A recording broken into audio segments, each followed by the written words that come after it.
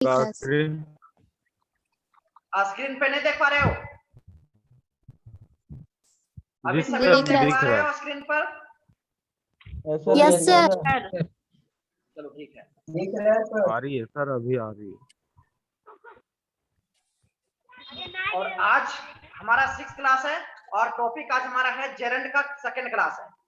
तो यहां तक मैं आई थिंक किसी को कोई दिक्कत नहीं है। तो अब आगे बढ़ते हैं। Sir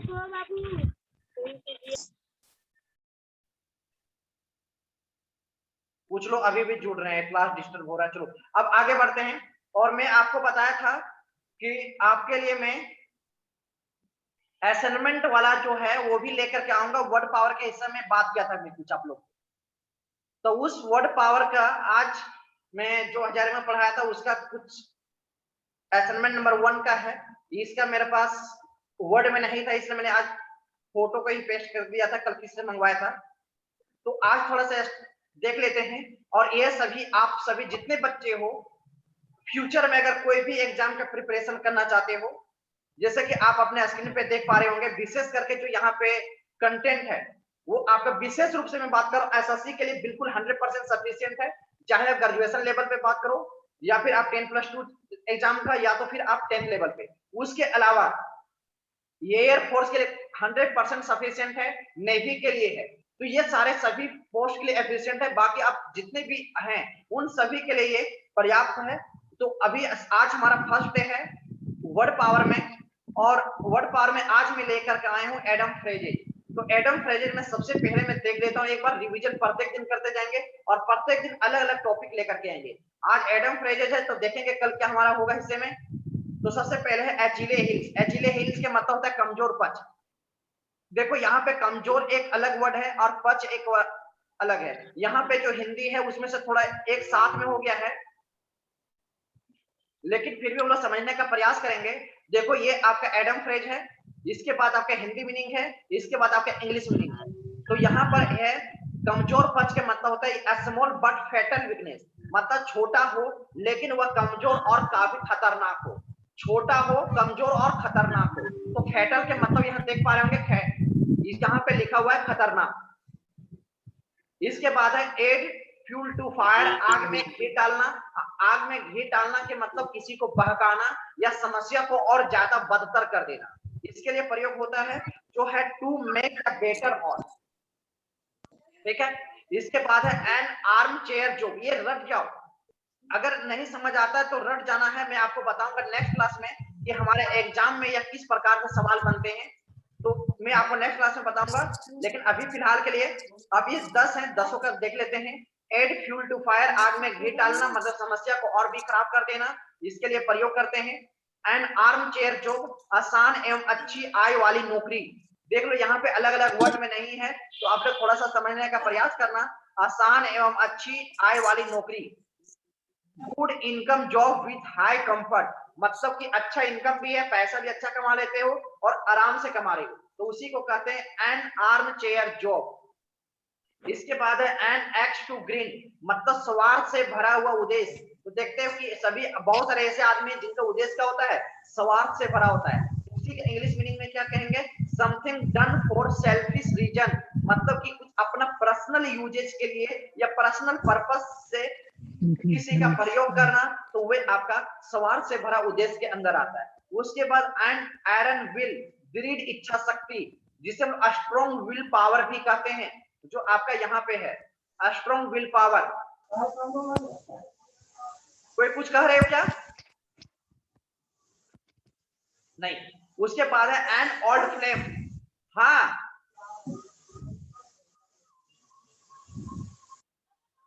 an old flame.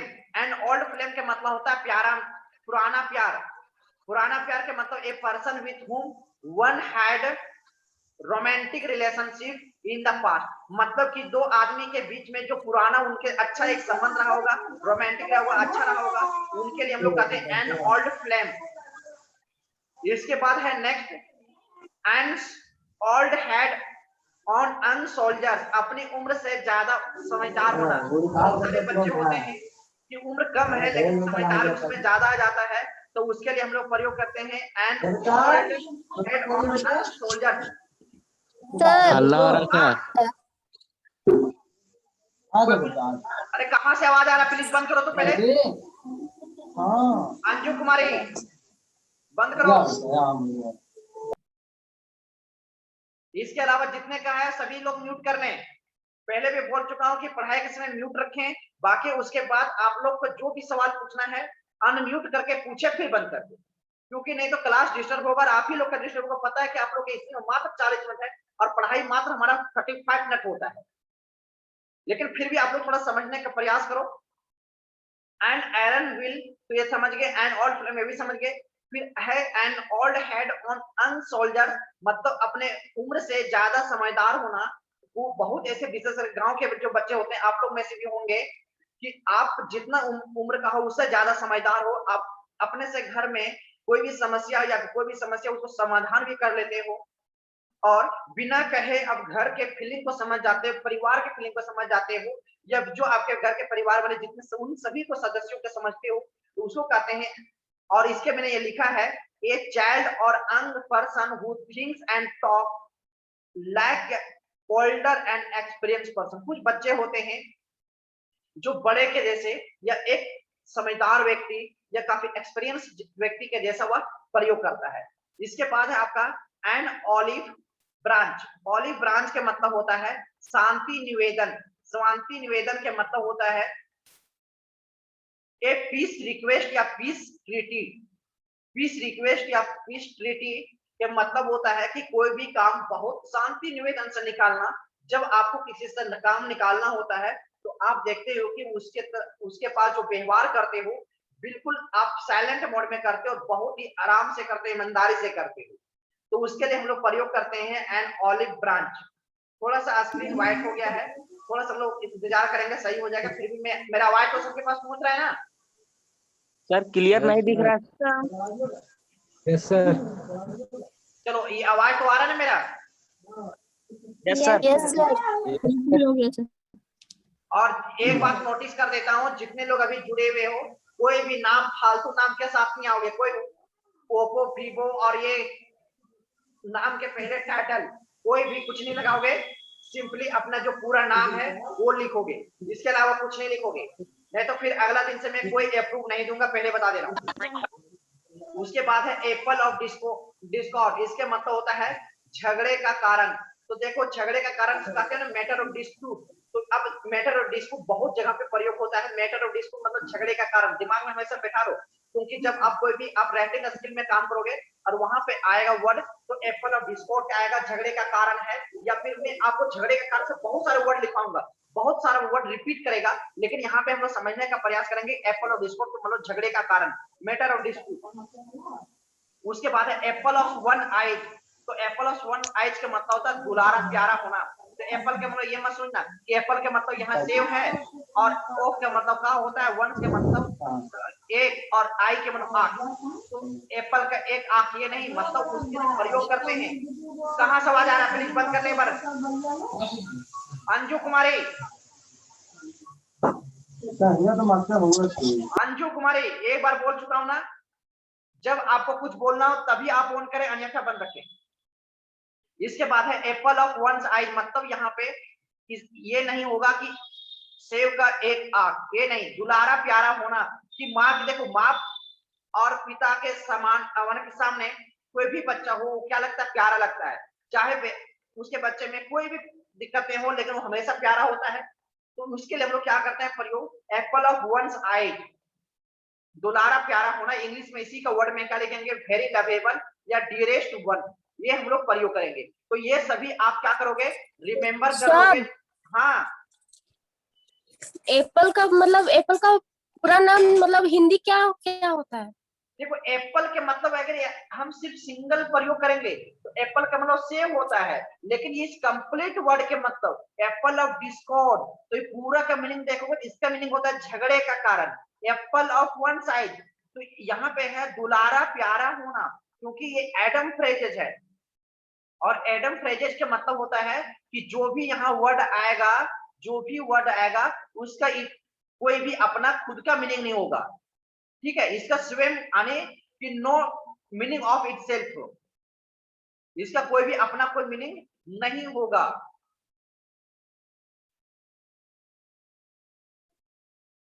इसका स्वयं में कोई अपना मीनिंग नहीं होगा, उसके लिए प्रयोग करते हैं।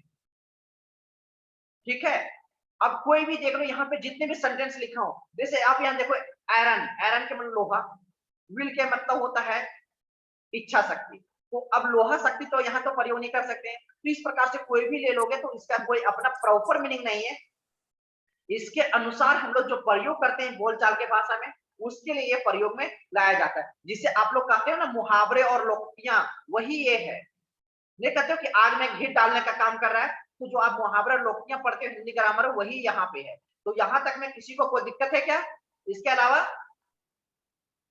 नहीं। नहीं, अगला टाइम में बताऊंगा, इसको रिमेंबर करके आना और अपने कॉपी में राइट डाउन करना। इसके बाद में आप लोग को नेक्स्ट क्लास में बताऊंगा कि इसको एग्जाम में कैसे आता है। तो आगे बढ़े अब।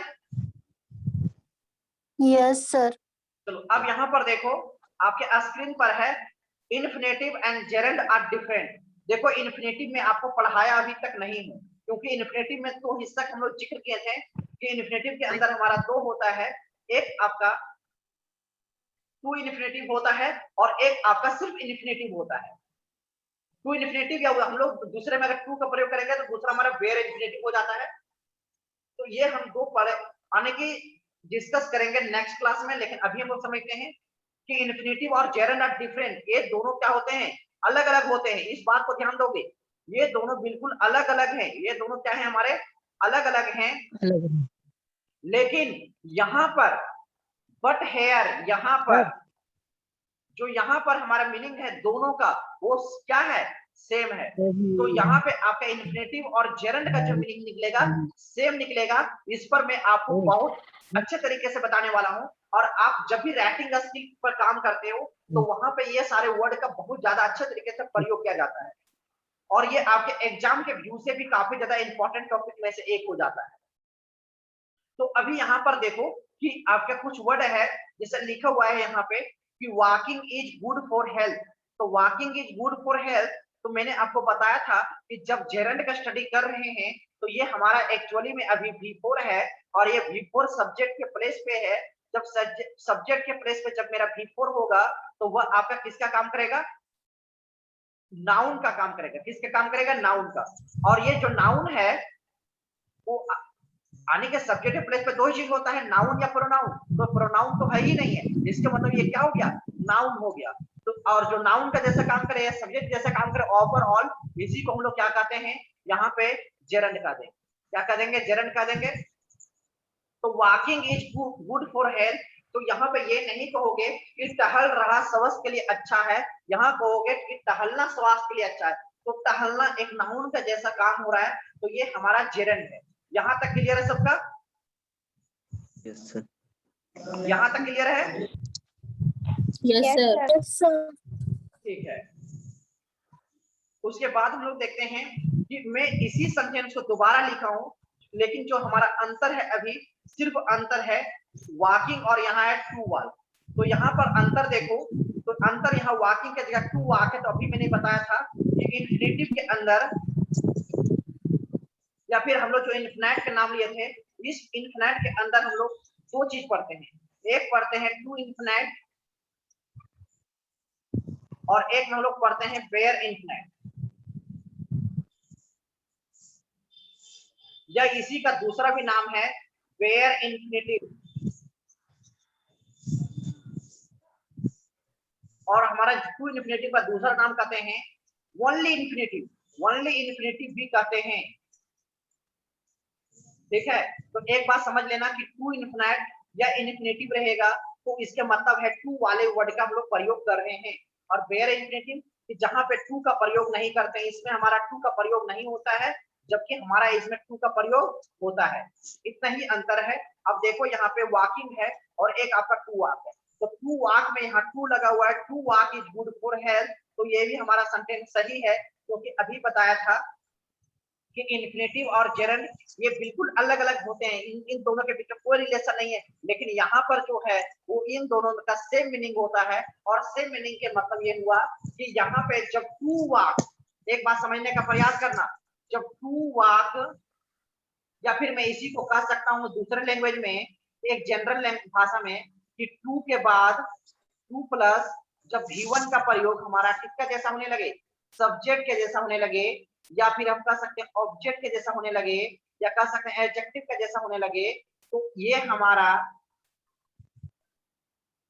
इन्फिनेटिव से बदल करके एक्चुअली में इन्फिनेटिव रहेगा, लेकिन काम किससे करेगा, या तो सब्जेक्ट का, या तो ऑब्जेक्ट का, या तो फिर एडजेक्टिव के, ये बदल जाते हैं, या फिर ये इसके जैसा एक्ट करना शुरू हो जाता है। लेकिन ये सभी जगह पे नहीं करता है, लेकिन मैक्सिमम जगह पे हम लोग कर सकते हैं। लेकिन जो पहले वाला वर्ड लिखाया था उन सभी रूल नंबर 1 को छोड़ करके, क्योंकि जो वर्ड मैंने लिखवाया था जैसे एवार्ड है और वगैरह वगैरह जो वर्ड थे कि इसके बाद हमेशा V4 है, तो आंख बंद करके उनके बाद हमेशा V4 ही होगा। उन सारे शब्दों को छोड़ करके, मैं बार बार रिपीट कर रहा हूं, मेरे समझने का प्रयास करना। और जो बच्चे भूल जाएंगे, कोशिश करोगे कि जो लिंक डाला रहेगा ग्रुप में, जा करके रिवीजन करते जाओ, क्योंकि मैं बहुत छोटे छोटे पॉइंट को आपके सामने में मेंशन करने का प्रयास कर रहा हूँ। और जितने बच्चे जो लास्ट में जुड़ रहे हैं या लेट से जुड़ रहे हैं, प्लीज वे सभी आगे का वीडियो को देख लोगे और अगले क्लास में देख लोगे। बहुत सारे बच्चे हैं जो रेगुलर नहीं जुड़ रहे हैं, उनको हो सकता है कि हल्का सा परेशानी लगे, लेकिन फिर भी हम लोग समझने का प्रयास करते हैं। तो अब यहाँ पर देखो, दे लाइक टू प्ले, तो दे लाइक है, दे लाइक है, यहाँ पर भी दे है, लाइक है, इसी बार टू है। तो कल मैंने एक बात बताया था कि टू के बाद हमेशा आपका क्या आता है, बताओगे मुझे, क्योंकि टू आपका प्रीपोजिशन है। टू क्या है आपका, प्रीपोजिशन है। और प्रीपोजिशन के बाद क्या आता है तो बताओगे, नाउन क्या आता है, नाउन, या फिर क्या आता है, ऑब्जेक्टिव केस, क्या आता है, ऑब्जेक्टिव केस प्रोनाउन। ये बताया था कल क्या, यस सर। यस टू के बाद ऑब्जेक्टिव केस प्रोनाउन या नाउन आता है। लेकिन अब यहाँ पे मैं क्या लाया हूँ, प्रीपोजिशन तो है, लेकिन इस प्रीपोजिशन के वर्ब बाद में हमारा वर्ब आ रहा है। लेकिन एक बात और समझते हैं कि यहाँ पर भी हमारा क्या है, वर्ब है, यहाँ पर भी क्या है हमारा वर्ब, लेकिन ये वर्ब कैसा है, मेन वर्ब है। और जो मेन वर्ब के बाद अगर 2 + V1 आ जाए, तो ये जो काम करता है वो हमारा ऑब्जेक्ट के जैसा काम करता है। किससे जैसा काम करता है, ऑब्जेक्ट के जैसा। आपके दिमाग में क्या आया यहाँ से, आपके लिए लर्निंग क्या है, सीखने को क्या है यहाँ से, वो चीज समझो कि जब हमारा मेन वर्ब है तो मेन वर्ब के बाद 2 + V1 का प्रयोग कर सकते हैं। लेकिन उसके साथ कंडीशन है कि जो मैंने कल वर्ड लिखवाया था उन वर्ड के पहले वे सारे वर्ड नहीं होना चाहिए। अगर वे सारे वर्ड होंगे तो बहुत लोगों को समझ नहीं आ रहा होगा मैं कौन सा वर्ड के जिक्र कर रहा हूँ, तो थोड़ा समझने का प्रयास करो।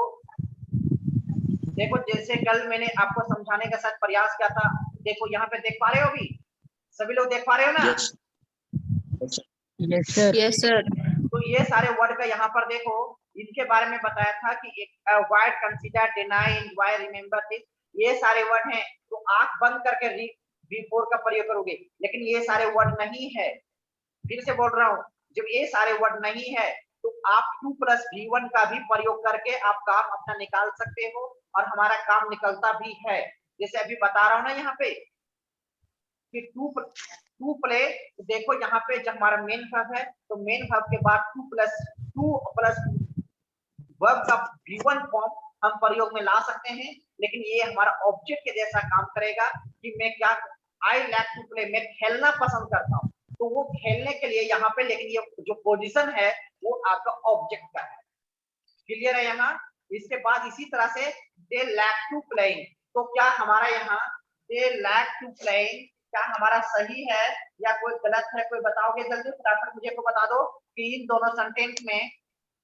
अच्छा ये बता दो, ये हमारा दे लाइक टू प्लेइंग, तो क्या आपने V4 के पहले टू का प्रयोग कर सकते हो या नहीं कर सकते हो, जल्दी कोई मुझे बताओगे क्या, नहीं कर सकते। दे लाइक टू प्लेइंग नहीं कर सकते हैं।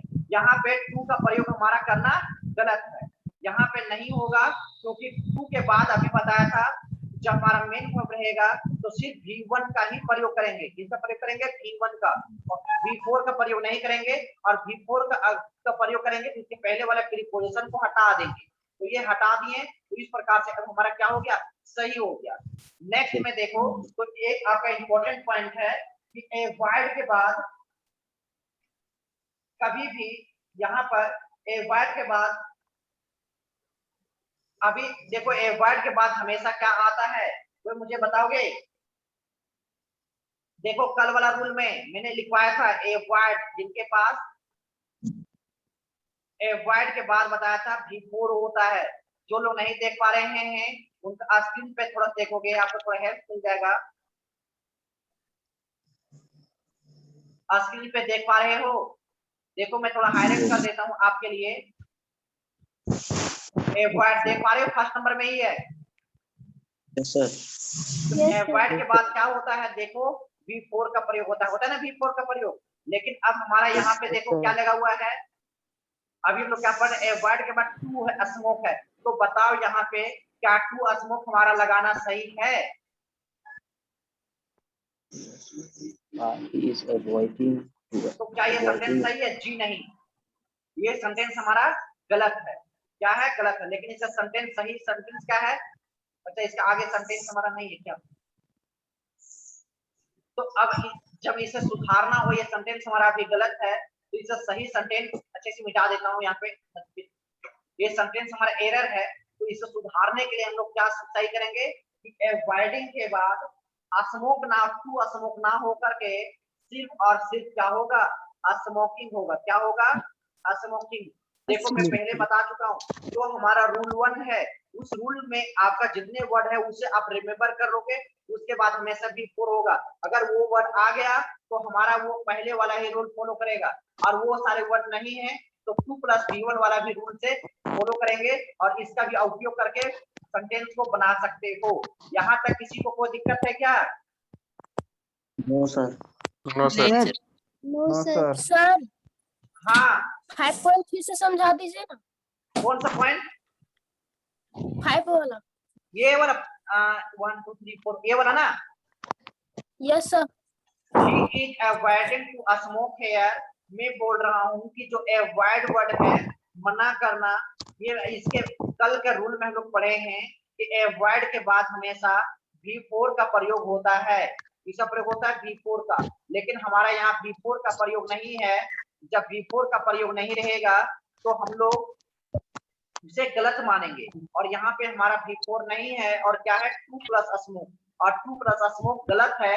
इसलिए हम लोग इसे सही करने के लिए क्या कर देंगे, स्मोकिंग कर देंगे। और स्मोकिंग कर देंगे तो हमारा पहला वाला रूल सपोर्ट कर रहा है या उसको फॉलो कर रहा है, इसी कारण से ये हमारा सही हो जाएगा। अब तो क्लियर हो गया यहाँ तक सबका? Yes sir. चलो अब आगे देखते हैं। आगे हमारा है रूल नंबर 3। तो रूल नंबर 3 देखो,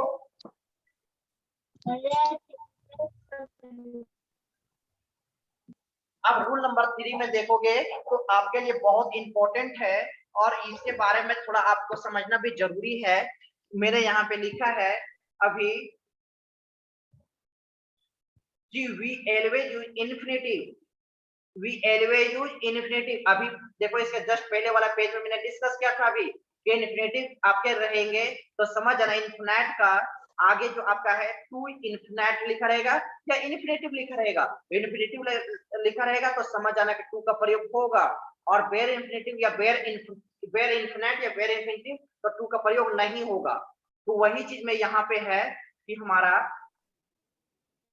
कि we always use infinitive without to after flowing verb। ये सारे वर्ड के बाद हम लोग इन्फिनेटिव का प्रयोग के बिना, sorry, we always use infinitive without to after flowing verb।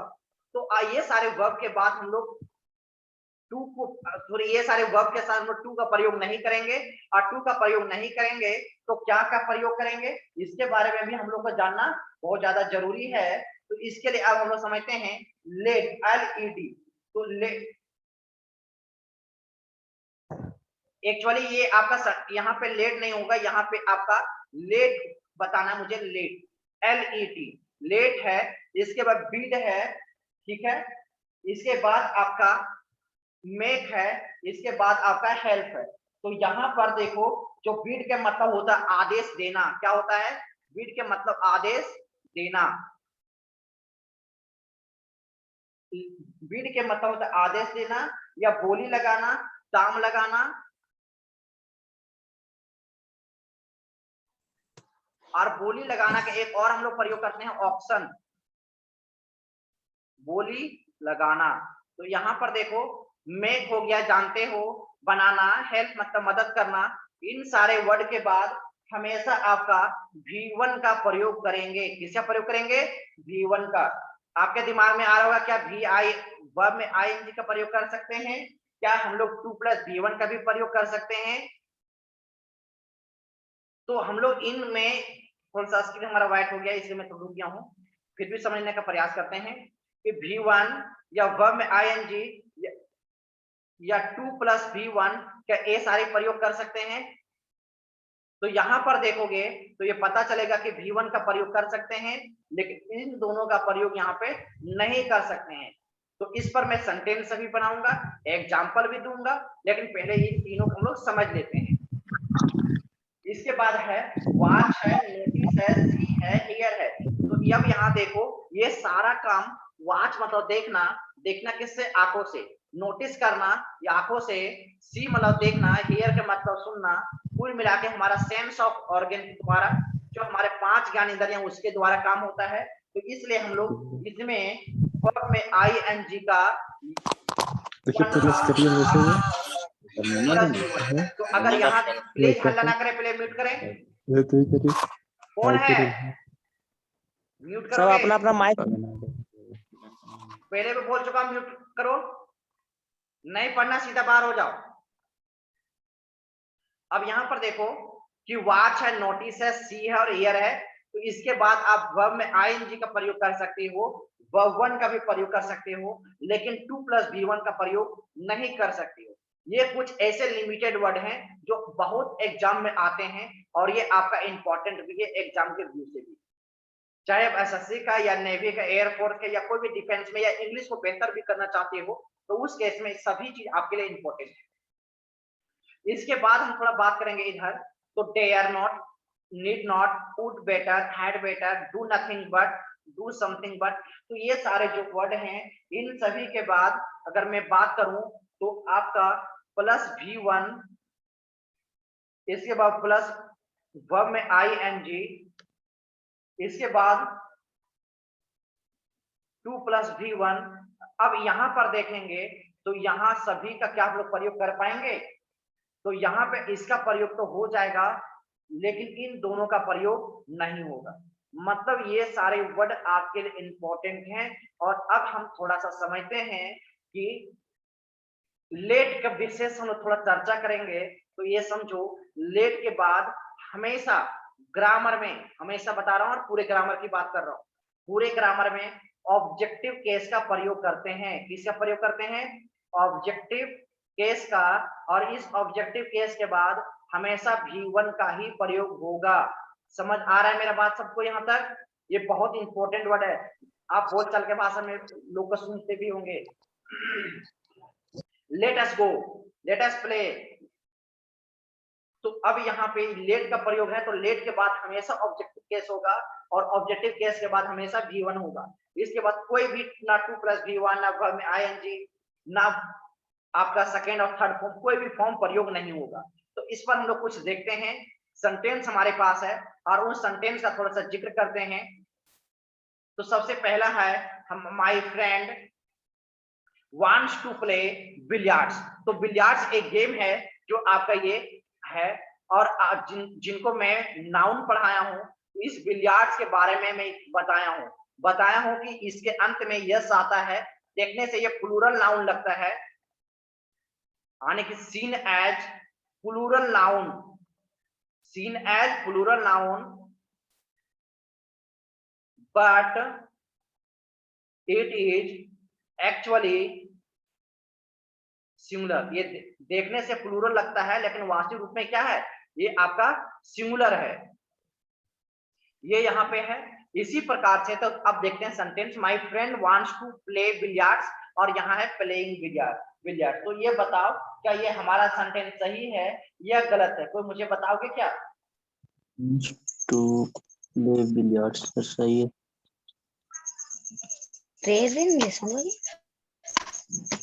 देखो यहाँ पे my friend wants to play, तो वांट है। तो अभी मैंने यहाँ पर देखे थे क्या वांट के बाद कोई वांट वर्ड मैंने आपके सामने लाया था क्या? नो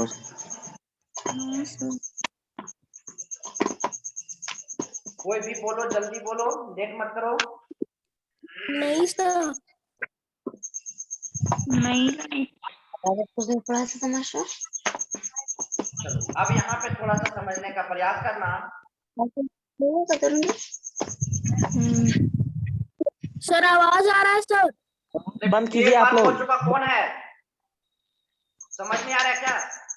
देखो, my friend wants to play billiard, तो my friend wants to play, तो यहाँ पे आपका टू प्ले है, यहाँ पे टू प्ले है और यहाँ पे प्लेइंग है, यही दोनों में अंतर है। और यहाँ पे हमारा जो अंतर है अगर देखा जाए तो ये हमारा दोनों केस में क्या है, बिल्कुल सही है। ये पहले वाला ही यहाँ पे क्वेश्चन आ गया है, लेकिन दूसरा में समझते हैं। My I prefer to sit there, यहाँ पे टू सीट है और यहाँ सीटिंग है, लेकिन हम लोग समझते हैं प्रेफर लगा हुआ है तो प्रेफर के साथ टू का प्रयोग हमेशा होगा। जैसे हम लोग कहते हैं कि नाइदर के साथ नोर का प्रयोग होता है, या जिसे इसे प्रोनाउंस नीदर भी करते हैं, नीदर के साथ नोर का प्रयोग करते हैं NOR, आइदर के साथ और। इसी प्रकार से आपका प्रेफर के साथ टू का प्रयोग होता है। किसका प्रयोग होता है? टू का। इसलिए प्रेफर के साथ हमेशा टू रहेगा, और जब टू हम लोग रखेंगे तो उस केस में आपका सिटिंग वाला क्या हो जाएगा, गलत हो जाएगा, क्योंकि प्रेफर के लिए टू का प्रयोग होना चाहिए, जो नहीं है। तो ये हमारा प्रेफर के बाद टू होता है, इसलिए हमारा इसी को सही माना, ये स्पेशल केस हो गया। ही इज अवॉइडिंग स्मोकिंग, ये तो हमारा सेंटेंस सही है, ये तो पहले भी हम लोग देख चुके हैं। इसके बाद हमारा नेक्स्ट अगर देखा जाए तो अभी मैंने बताया था लेट के बाद हमेशा आपका क्या होगा, वर्ब का पहला रूप होगा। तो आपका देखो ये हमारा सही है, बाकी ये सभी गलत है। अब यहाँ पर देखो ये आपका प्लूरल वाला आया है और ये आपका सिंगुलर वाला है। तो आप मुझे कोई बताओगे कि सिंगुलर है तो सीट होगा, सीट्स होगा या सिटिंग होगा? कोई जल्दी बताएं।